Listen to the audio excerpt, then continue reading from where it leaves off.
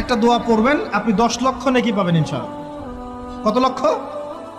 10 লক্ষ। দোয়াটা শিখাচ্ছি।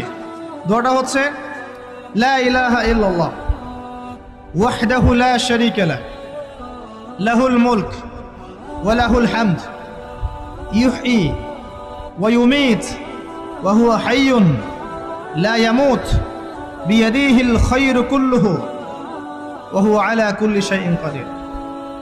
একবার পড়লে 10 লক্ষ নেকি